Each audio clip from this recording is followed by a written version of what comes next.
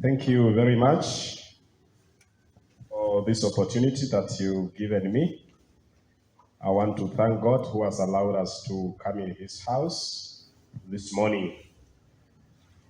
By the grace of God, we want to share the word of God from the book of Daniel, chapter 12, verse 3. We will share about the Great Commission, what Jesus did, what he commanded his disciples to do, and what he has commanded us to do. The book of Daniel, chapter 12, and verse 3. My greatest interest is the second part of it. Daniel chapter 12, verse 3. The Bible says, "Those who are wise shall shine like the brightness of the firmament, and those who turn many to righteousness like the stars forever and ever." I will repeat again. Those who are wise shall shine like the brightness of the firmament, and those who turn many to righteousness like the stars forever and ever. Daniel is saying those who are going to turn many to righteousness, they are going to shine like stars forever and ever. Those who are going to take people from the kingdom of the devil to the kingdom of God.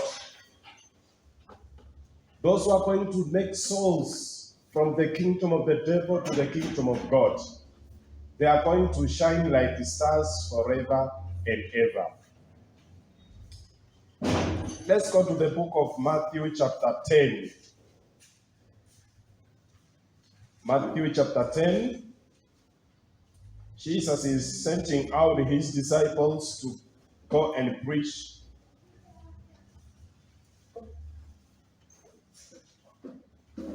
Matthew chapter 10.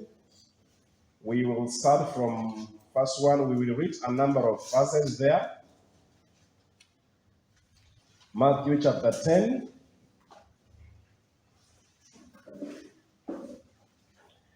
And when he had called his 12 disciples to him, he gave them powers over unclean spirits, to cast them out, and to heal all kinds of sickness and all kinds of disease. The list of them is verse 2 and verse 3 and verse 4. And then verse 5. These 12 Jesus sent out and commanded them, saying, "Do not go into the way of the Gentiles, and do not enter a city of the Samaritans, but go rather to the lost sheep of the house of Israel. And as you go, preach, saying, the kingdom of heaven is at hand." This is the same message Jesus came with. Repent, for the kingdom of God is at hand.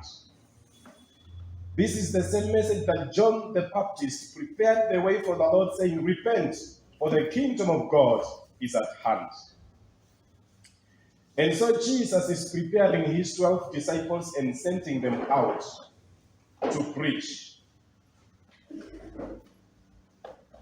The Bible is saying, and when he had called his 12 disciples to him, he gave them powers over the unclean spirit, to cast them out, and to heal all kind of sickness and all kind of diseases. When he was sending them out to preach the kingdom of God, it was a package. The kingdom of God, part of it is healing sick people. Part of these preachings is casting out demons. Part of this preaching is healing all manner of sicknesses and diseases. Why could Jesus give them the permission to do that? It is because these people are going to take people from one kingdom to another. From the kingdom of the devil to the kingdom of God. In that kingdom of the devil who is the king there, he has subjected people to all these manner of things. He has subjected some to sicknesses. Some are demon possessed.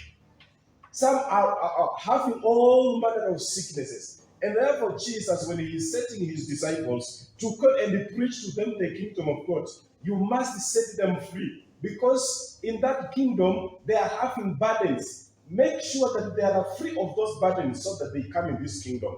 When you find sick people in that kingdom, heal them.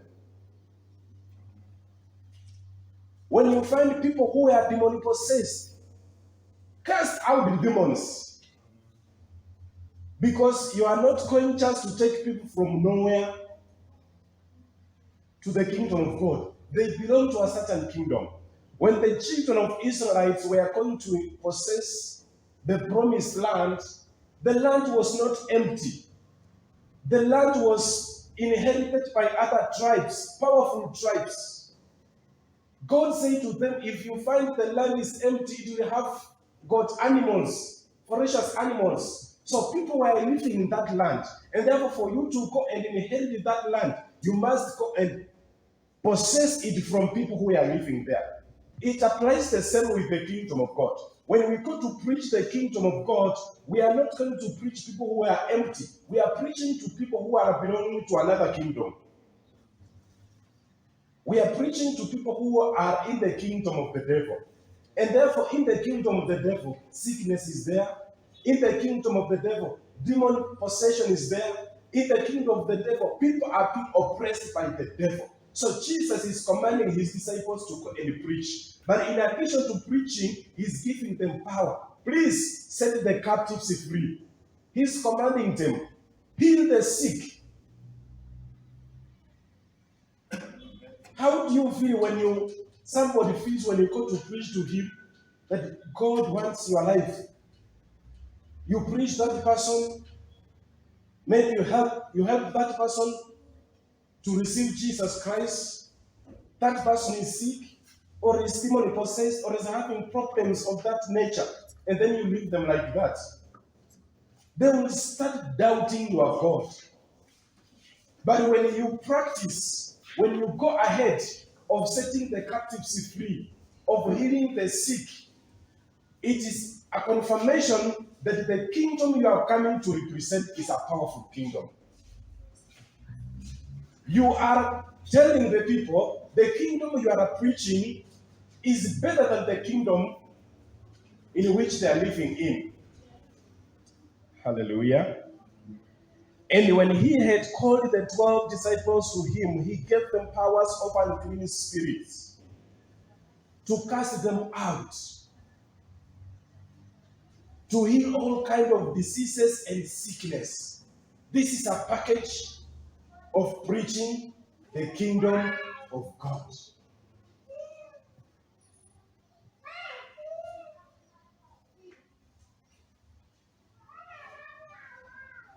Hallelujah. This is a package of preaching the kingdom of God. When Moses went to Pharaoh to tell them that God of Israel has sent them to you, allow his people to go and worship their God. Pharaoh did not allow them to go the easy way. Miracles had to happen. Extraordinary things had to happen to tell Pharaoh, the God who is speaking to you is a powerful God, is a great God. Therefore, the kingdom of our God is a great kingdom. He's telling them, when you go to preach the word, when you go to win people to come to this kingdom, practice this. When you find sick people there, lay your hands on them and they may be healed. If you perform an extraordinary miracle, God allows you to perform extraordinary miracles when you are preaching or when you are testifying about Jesus Christ, and a miracle happens. The miracle convinces people easily that you are speaking the truth. You are speaking the sound doctrine. The kingdom you are preaching is a true kingdom. It's also an encouragement to you that God is with you.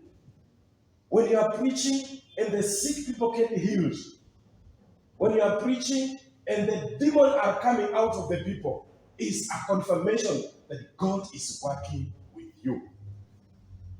Therefore, we should desire this. God has commanded us to do this.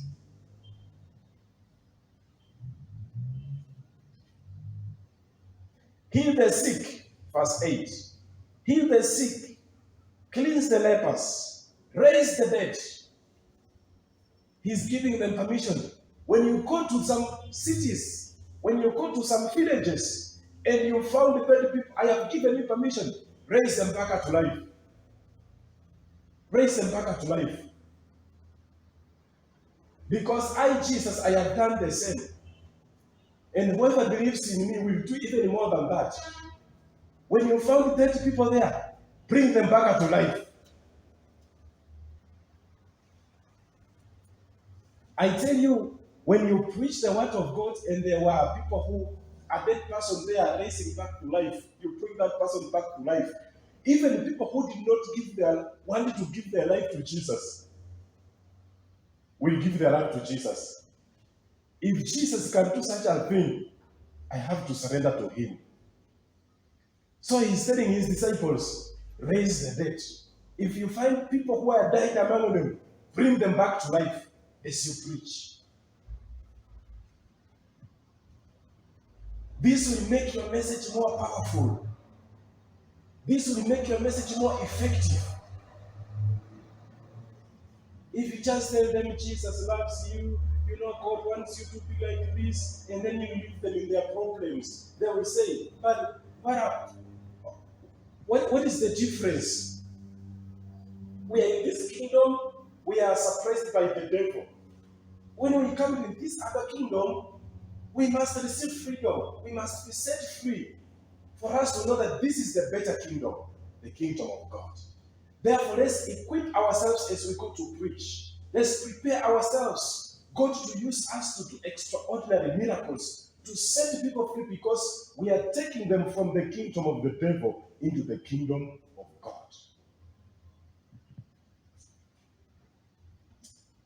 Cast out demons, and then he's cautioning them. Freely you have received, freely give. This is where some of the African preachers, they are messing up, associating miracles with connecting. They tell you connect yourself with a miracle. Give 1,000 for you to connect yourself with a miracle.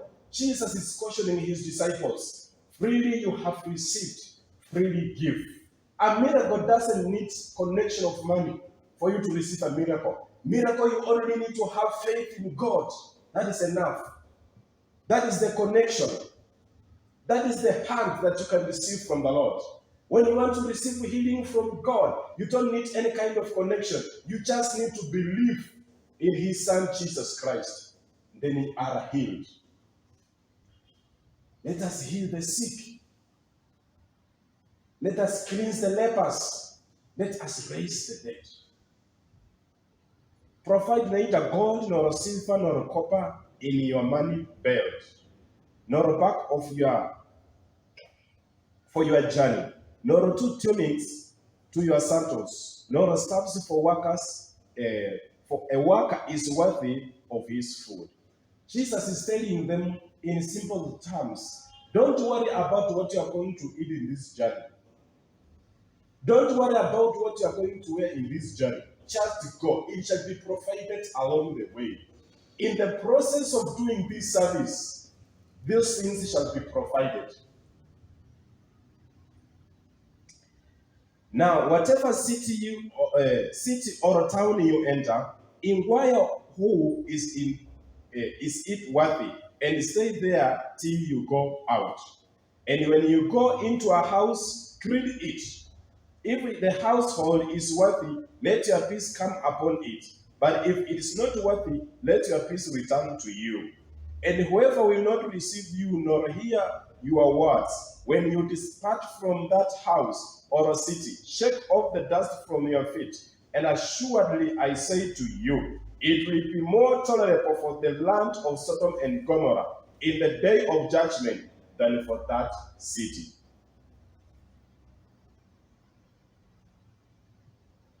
Jesus is telling his disciples, he has given them powers to heal the sick. He has given them powers to cast out demons.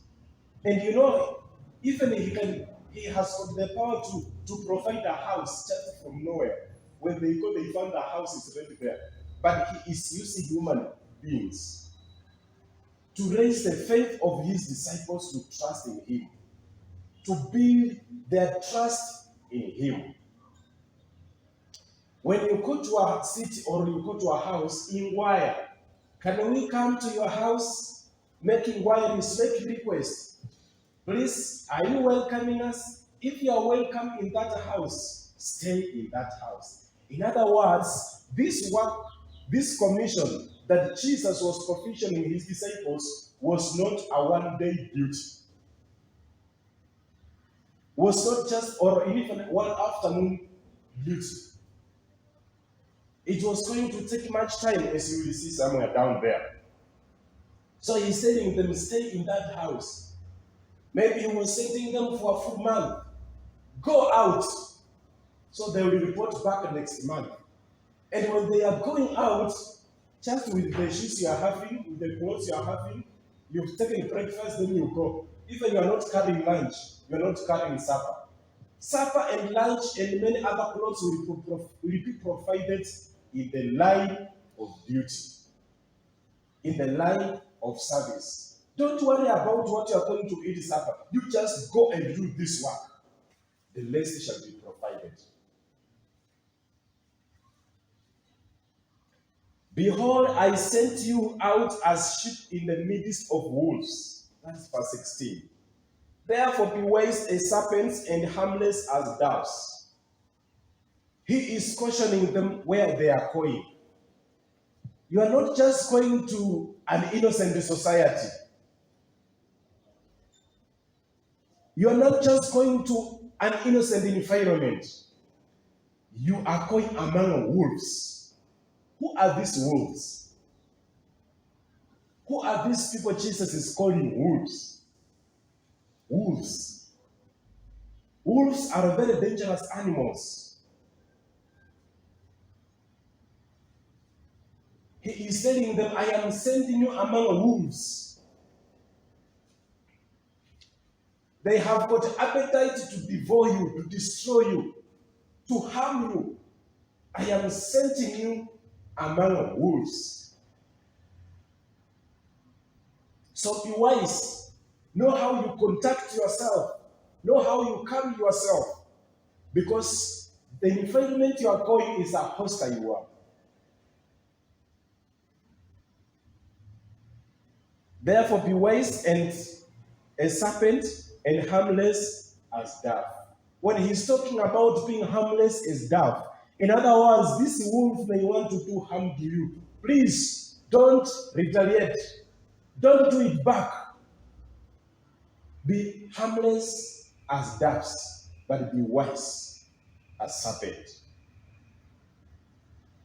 Be aware of men, for they will deliver you up to council and scourge you in their synagogues. You will be brought before governors and kings for my sake, as a testimony to them and to the Gentiles. But when they deliver you up do not worry about how or what you shall speak, for it will be given to you in that hour what you shall speak. Jesus is cautioning his disciples of what they will face in the process of preaching the kingdom of God. Much as you are going to cast out demons, much as you are going to raise the dead, much as you are going to heal the sick, be ready. These are the consequences. It's not going to be an easy task. It's not going to be a duty you are going to enjoy and relax and say, wow, miracles have happened. Wow, the power of God is with us. You are going to be arrested. He's cautioning them. You will be brought before governors. You will be brought before leaders of this world to give testimonies, to say, why are you doing this? You will be scourged. You will be subjected to torture. You will be harassed. You will be persecuted simply because of what you are going to do. Expect such a things to happen. And when you are approached before these people, don't worry about what you are going to say. But immediately you are brought before them, God is going to give you grace and words to speak. Sometimes, I don't know, me alone or anyone else has experienced this. Sometimes when I'm given an opportunity to preach, and I try to study the Word of God, too much scriptures, writing down the notes, sometimes I find a lot of grace, where sometimes I don't write a lot of notes, but I just the scriptures, then I pray, then I spend time praying. I get a lot of grace, words which I have not prepared, because when you preach, you are not preaching your own words. You are preaching the kingdom of God, and therefore God will give you the grace to speak about His kingdom. It's very important for us to study and to learn books so that we may have full knowledge of the Word of God. But let us rely more on the Holy Spirit of God, because He knows the best. He knows more about the kingdom of God.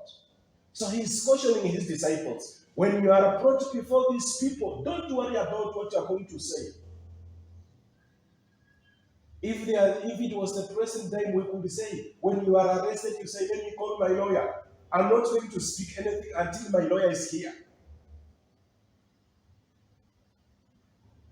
I'm not going to speak anything until my lawyer is here. But Jesus is telling them, don't worry about that. When the time for you to speak comes, you will speak. God will give you what to speak.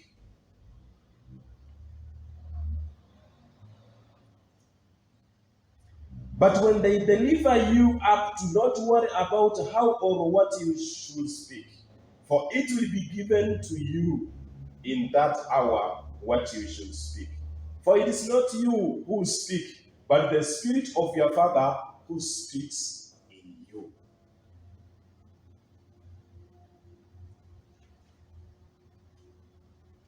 Verse 22. And you will be hated by all for my name's sake. But he who endures to the end will be saved. When they persecute you in this city, flee to another. For assuredly I say to you, you will not have gone through the cities of Israel before the Son of Man comes.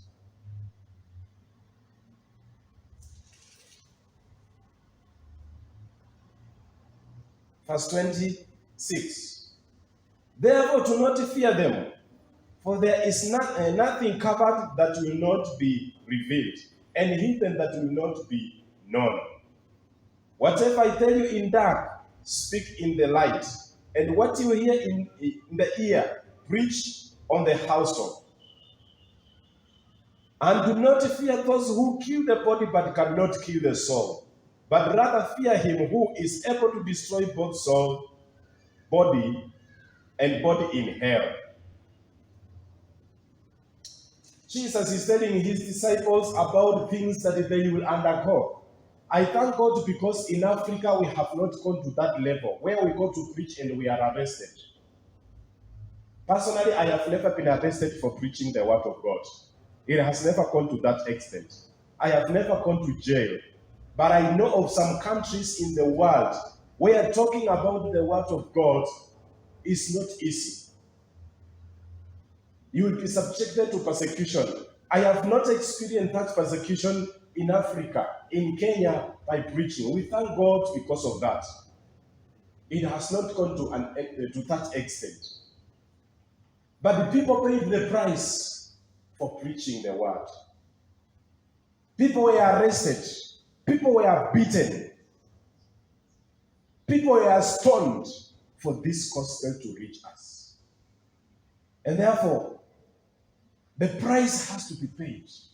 Which price have you paid in preaching the kingdom of God? It costed the life of some.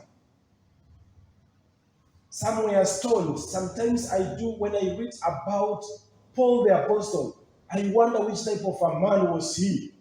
He is stoned in this city. And then the disciples, they surround him, pray for him. And then the following day, he's in the next city. I'm quite sure when he was preaching in the next city, he was a man full of wounds. He was a man full of injuries. He was a man full of bandages. Maybe Luke was trying to nurture his wounds. But he could not give up preaching the word. Full of wounds, but he's preaching Christ in the next city. It has not gone to that extent with us. What is hindering us from preaching?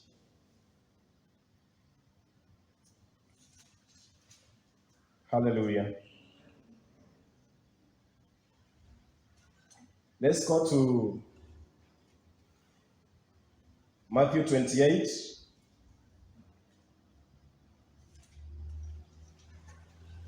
This is what he commanded his disciples.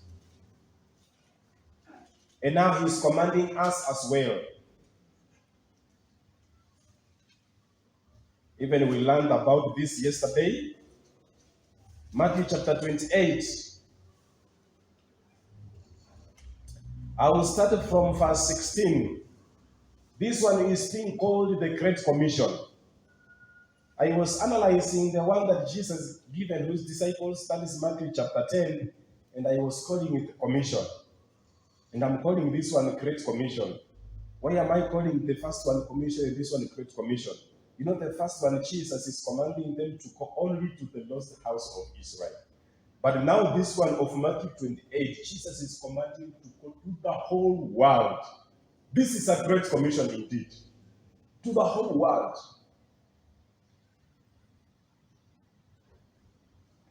Then the 11 disciples went away into Galilee to the mountain which Jesus had appointed for them. That's verse 16. When they saw him, they worshipped him, but some doubted. And Jesus came and spoke to them, saying, all authority has been given to me in heaven and on earth.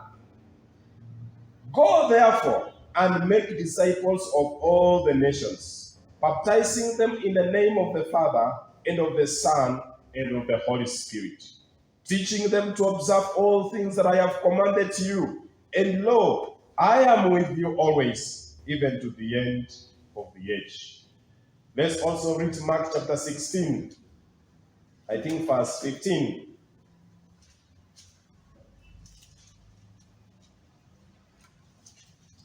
Mark chapter 16, verse 15. Start from verse 14. Later he appeared to the 11 as they sat at the table, and he rebuked their unbelief and hardness of their heart, because they did not believe those who had seen him after he had risen. And he said to them, go unto the world and preach the gospel to every creature. Go and preach to every creature. You know, when the servant of God was speaking about yesterday, go and preach to every creature, every creature. Even go and preach to every creature. Every creature. Go and preach to them. He who believes and is baptized will be saved, but he who does not believe will be condemned. And these signs will follow those who believe. This is a package of preaching. When you preach the true gospel of God, these things will be part and parcel of what you are doing. As you preach the true word of God, these are the signs. In other words, signs minus the true gospel, that is not signs from God. Signs from God, they must be accompanied by the true word of God. These people who are moving up and down performing miracles, and they are not preaching the truth, just performing miracles. Miracles must be accompanied by the true word of God. Because faith is supposed to be built in the word of God, not in miracles. By believing Jesus Christ, then miracles can happen in the life of people. But first of all, they believe. So he's telling them, this sign will follow those who believe. In my name, they will cast out demons. They will speak with the new tongues. They will take up serpent, and if they drink anything deadly, it will by no means hurt them. They will lay hands on the sick, and they will recover. So then after the Lord has spoken to them, he was taken up into heaven and sat down at the right hand of God. Verse 20. And they went out and preached everywhere, the Lord working with them and confirming the word through accompanying signs. Are you getting that one? And they went out preaching. We are not taking signs to people. We are taking the gospel to people. But God was accompanying those preachings with signs. And they went out and preached everywhere, the Lord working with them and confirming the words. When they were preaching, Jesus is the healer. Jesus was confirming that truly he's the healer by healing those who are sick among them.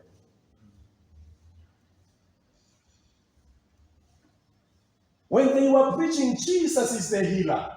Jesus is the healer. He is Jehovah Rapha.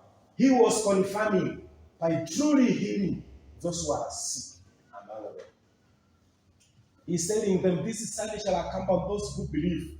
In my name, you shall lay your hands on the sick people, and the sick people shall be healed. The Lord working with them and confirming the word through the accompanying of signs. So signs, miracles is a confirmation of the word. Now, if you are not preaching the word and you are just performing miracles, which confirmation is that? It's a confirmation of what? Miracles, signs, and wonders are a confirmation of the word of God, are a confirmation of the preaching true word of God. So therefore, I want to encourage us this morning.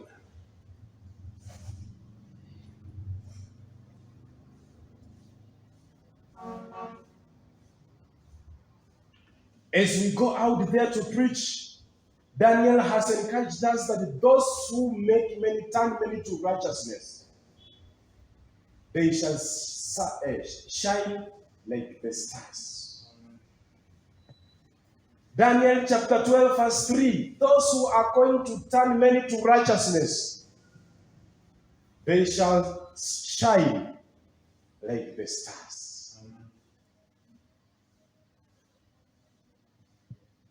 Jesus has commanded us to go out there. Let us feel encouraged to preach the word of God. Let us feel encouraged to do it on a daily basis. Wherever we have an opportunity, let us do it. When he commanded his disciples, he told them, don't worry about what you are going to eat. Don't worry about clothing. Don't worry about anything. You just take the gospel to the world. They will persecute you. They will call you all manner of names. They called me Beelzebub. What about it? They call you worse names. If they don't call you names, it means you are not having impact in that other kingdom.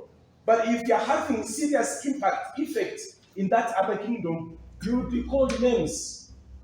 You will be called devil worshipper. Don't be surprised by being called all manner of names. It's just a confirmation that we are having impact in that kingdom. If you see them branding us all manner of names, it's just confirmation that we are having impact in that kingdom. So don't worry about all manner of names you'll be called. Don't be ashamed of me. These things will happen to you, but take heart, be encouraged, and continue with that work. When you go to a certain house, stay there. Another day, he sent the 72 disciples, and he commanded them to heal the sick. When you go preach this, the kingdom of God is at hand. Understand this. He did not tell them to go and preach miracles. He commanded them to preach the kingdom of God. But miracles were happening. We are not commanded to preach miracles. We are commanded to preach the true gospel of the word of God. But in the process of preaching the true word of God, miracles will be happening. Sick people will be healed.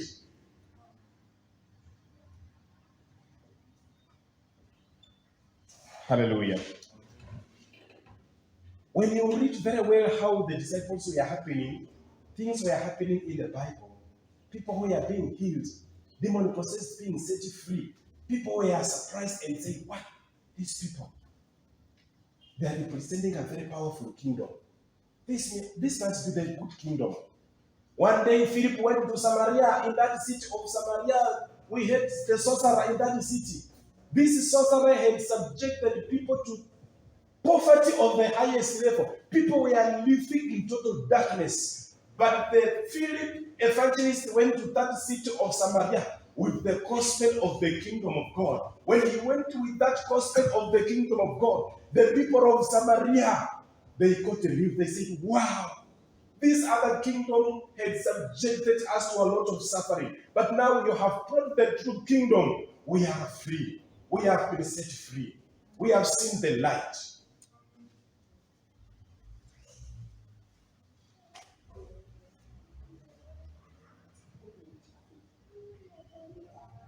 We are preaching the gospel of God,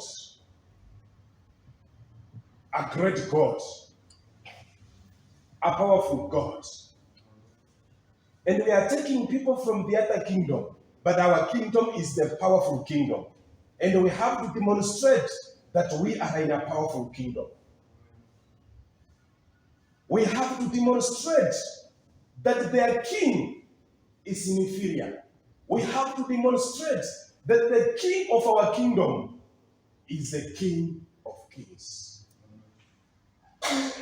Heal the sick, cast out demons, raise the dead. Why are we not practicing? Are we not having faith in God? And we say, "No, if we go to somewhere and there's a dead person, we say, 'No, this is too much for me.' Maybe we can just preach, but raising the dead, that is too much for me. Let's just do this part of preaching. Let's just do this part of teaching.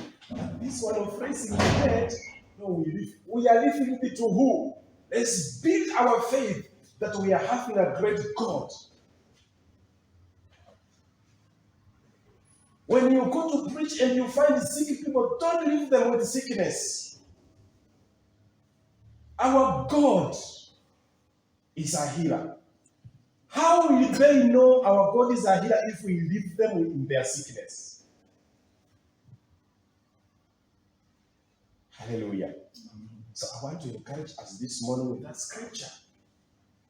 We have been commanded in that great commission that we go out there. But as we go out there, let us build faith. The disciples, when they were being persecuted and they prayed, that is, see how they are doing to us. They are threatening us. Please give us courage to preach your word. Give us courage to preach your word. And then they went out. When they went out to preach, I tell you, the word of God was moving like a fire in a dry forest. The society was fearing because people were walking with God. God was manifesting in the life of these people. God was manifesting himself in the preaching of these people. They were saying, truly, they are preaching the true word of God. May God give us this grace. May God give us this ability so that when we go out there, we provide solution. We are the answer to the world. We are the answer to the world. We are the solution to the world. Jesus said, "You are the salt of the world. You are the light of the world. Without you, the world is in total darkness. Shine. Without you, the world is tasteless. Make sure that the world tastes the church. The society of the early church used to know when you want solutions for your life, run to the church. The church was the hope of the society. Church must be the solution and the hope of a country. Not the governments, not the executive, not the judiciary. The church is the hope of the world. Let us prove it that it's the hope of the world. Even those sicknesses that cannot be healed in hospitals, the church is the final solution. Even those problems and lack of peace that the government put in place some committees to bring peace in society. Number one, people who are supposed to bring total peace in the heart and the life of people, it is a church. So let us prove that. Let us ask God to give us the courage and the ability. Let us ask God to give us the grace. We do what He has commanded us to do. We can raise the dead. Imagine a situation where you've gone to preach somewhere as a preacher man, and you have been told the gatherings like 10,000 people, and you are going to preach there. And as you preach the word of God, and you see the dead person who was there waking up. People will say, surely God is with this person. Paul and Barnabas, they did extraordinary miracles, and the people in that city tried to bring, they said the court of Jupiter, they have feasted us in the form of human being. And they tried to bring animals to sacrifice to them. Surely God has feasted us in the likeness of human being. People need to be convinced that God has feasted them through you.